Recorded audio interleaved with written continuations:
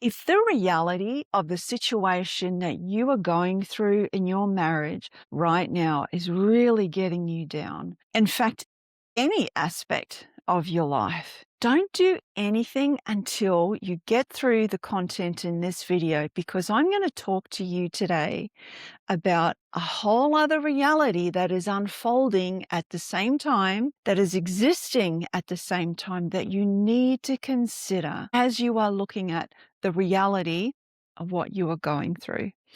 Hi, my name is Julie. I'm a marriage coach and rapid transformation therapy practitioner, and I have been married for more than 34 years, and I am an absolute lover of Jesus Christ. And what I'm going to walk you through today is coming from my own place, my own lived experience of going through a significant traumatic event in my marriage that led me to the precipice of wanting to end it. But then God showed me a different perspective, a different reality to what was going on at the time. And let me tell you, I was calling the bank, I was calling the solicitor. As far as I was concerned, it was a done deal until God showed me something from his perspective. And this is that piece of the other reality that is happening at the same time. Before we go any further, don't forget to hit like, share, subscribe so that this video gets much, much more reach out in the community. Okay, so I'm going to walk you through a couple of other realities that are happening at the same time to what you are going through. And at the end of this video, you're going to be able to just take a step back and think about, okay, yes, my reality at the moment is that these things are happening right now. However, there's something else going on, and I need to consider that as well. Okay, let's dive in. Maybe you can relate to this. When I was going through that huge challenge, I was focusing on the circumstances and fixating on trying to figure things out, trying to process all at the same time, and not seeing any way out other than walking away from my marriage. Maybe you can relate to that. If that's where you're at right now, my heart goes out to you. I know what that's like. But what expanded my perspective and why I want to share this with you is that God showed me that there's much, much more to the circumstance going on than what I could see. There was much more going on than what I was feeling. And, I would say this to you. If you're facing the reality of a difficult situation or circumstance, facing it is a good thing to do because you can just lay it all out and get a clear picture of what is going on. But just don't stop there. Don't let that reality be your only source for thinking through what your next step could be. Hey, quickly, don't forget to hit like on this video and share it so we can reach more people. So Romans 4:19 gives us a great example of this, of looking at the reality of the situation we are in. It says this, verse 18, against all hope, Abraham in hope believed, and so became the father of many nations, just as it had been said to him, so shall your offspring be. And here it is. Without weakening in his faith, he faced the fact that his body was as good as dead since he was about 100 years old, and that Sarah's womb also was dead. Yet he did not waver through unbelief regarding the promise of God, and was strengthened in his faith and gave glory to God. He faced the fact that his body was as good as dead, and that Sarah, his wife's womb, was also dead. That's facing the fact, but not with letting go of the promise. Listen, what that verse tells me and what I have learned from my own experience is this. Abraham looked at the reality of the situation at the same time as holding on to the promise that God had given him. So think about that and ask yourself this question. What promises has God given me despite what's going on right now? And bring that reality, because that is a reality, right? Bring that into the picture. There's two things there, the reality of what you're going through and the reality and the truth and the promise of what God has given to you, what he has said to you. And the other reality is this, it comes from Hebrews chapter 12, and you may well be familiar with this verse, but it says that we are surrounded by like a cloud of heavenly witnesses, the heroes of the faith that have gone before us, cheering us on. That's another reality. And in fact, Hebrews 12 verse 2 says this. It tells us to look away from the natural realm and focus our attention and expectation onto Jesus. All those heroes of the faith that we have read so many stories about, you're surrounded by them because that's what the word says. So there's that reality going on at the same time.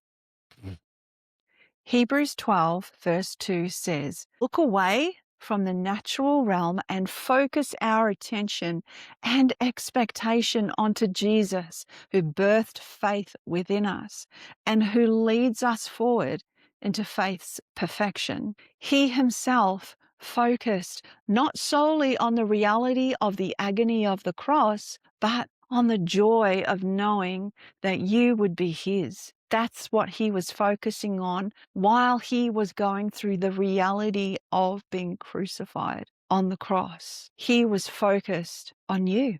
He was focused on you. He was focused on the joy of knowing that you would be his. And then Colossians 3 verses 1 to 2 tells us that it says this, if you're serious about living this new resurrection life with Christ, act like it. Pursue the things over which Christ presides. Don't shuffle along, eyes to the ground, absorbed with things right in front of you. Look up and be alert to what is going on around Christ, because that's where the action is. See things from his perspective. So, how do we practically bring in this greater, superior reality into our situation, despite what we're feeling?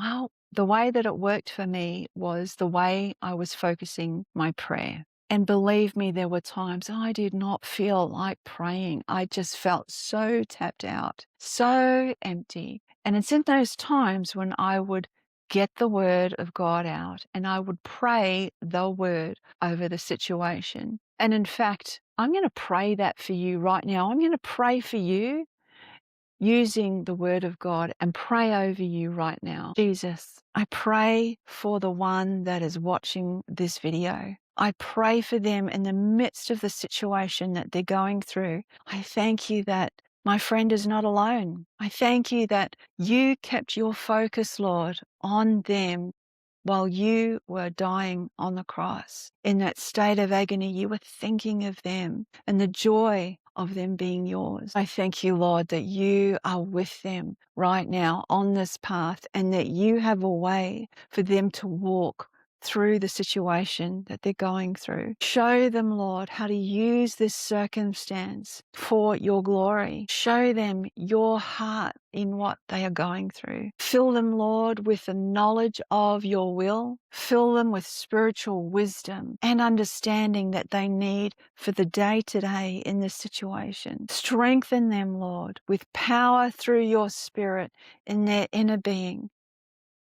And I thank you, Jesus, and declare that no matter the greatest breakthrough that they can imagine, your promise is that you are able to do far more abundantly than they can ask or even think in their situation. Bless them, Lord. Bless their steps. Cover them with your protection. Cover them with your peace and lead their steps in Jesus' name. That, my friend, is one way that you can shift your focus onto the greater reality of what and who you have access to in your circumstance 24/7, okay?